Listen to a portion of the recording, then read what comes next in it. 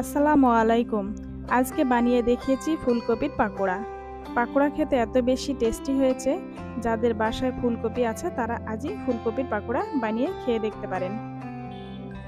বিকালের নাস্তায় এই ফুলকপির পাকোড়াটা আপনারা খেয়ে দেখতে পারেন।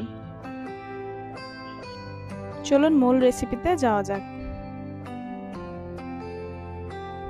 প্রথমে আমি একটি ফুলকপি নিয়ে নিয়েছি। এখন ছোট ছোট টুকরো করে পাকোড়ার জন্য কেটে নিব।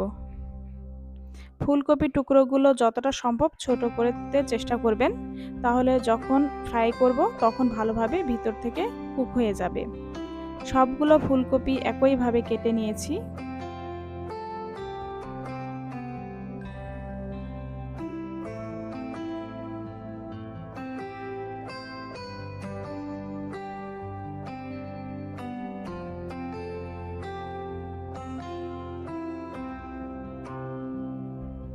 কেটে নেওয়ার পর একটি বাটিতে নিয়ে নিয়েছি। এখানে পর্যাপ্ত পরিমাণ ফুটন্ত 2 কাপ পানি দিয়ে 5 মিনিটের জন্য ভিজিয়ে রেখেছি।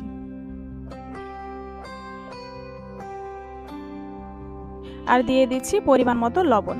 লবণ পানিতে 5 মিনিট ভিজিয়ে রাখলে ভেতরে পোকা থাকলে বের হয়ে আসবে এবং একটু ফুলকপি নরম হয়ে যাবে।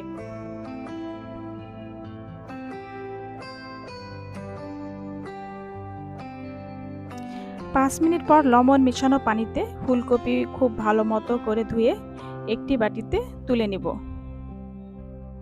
ফুলকপির সাথে কিছু মশলা অ্যাড করব। 1 চা চামচ ধনিয়ার গুঁড়া, 1 চা চামচ মরিচের গুঁড়া, 1 চা চামচ হলুদের গুঁড়া। এগুলো সব একসাথে দিয়ে দিলাম। এবার দিয়ে দেব স্বাদ মতো লবণ। 1 চা চামচ চাট মশলা দিয়ে দিচ্ছি। আরও দিয়ে দিচ্ছি 4 টেবিল চামচ ময়দা, 4 টেবিল চামচ কর্নফ্লাওয়ার দিয়ে দিচ্ছি। এখানে আপনারা চাইলে চাউলের গুঁড়াও দিতে পারেন। সবগুলো মশলা একসাথে ফুলকপির সাথে ভালো মতো মিশিয়ে নিব এবং একটু পানি অ্যাড করব যেন ফুলকপির গায়ে মশলাগুলো ভালো মতো লেগে থাকে।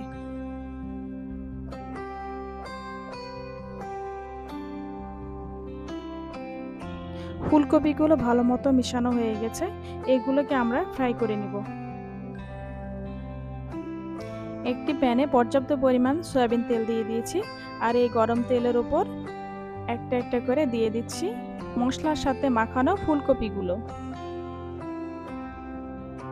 এর সময় লো হিটে পকোড়াগুলো ভেজে নিতে হবে।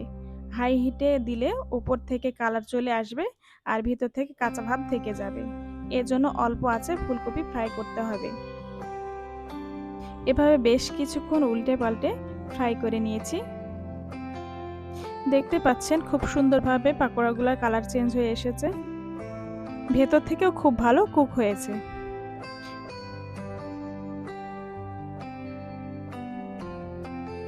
পাকোড়াগুলো খুব সুন্দরভাবে ফ্রাই করা হয়ে গেছে। এবার আমি একটি প্লেটে উঠিয়ে নিচ্ছি।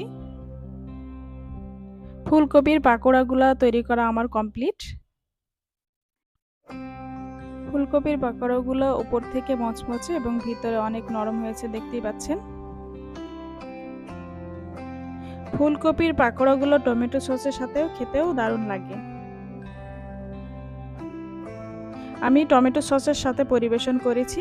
আপনারা আপনাদের পছন্দ মতো যে কোনোভাবে পরিবেশন করতে পারেন। সহজভাবে এই ফুলকপির পাকোড়া শেয়ার করলাম। আশা করি আমার এই ফুলকপির পাকোড়াটা আপনাদের সবার ভালো লেগেছে। ভালো লেগে থাকলে লাইক, কমেন্ট, শেয়ার এবং সাবস্ক্রাইব করতে ভুলবেন না।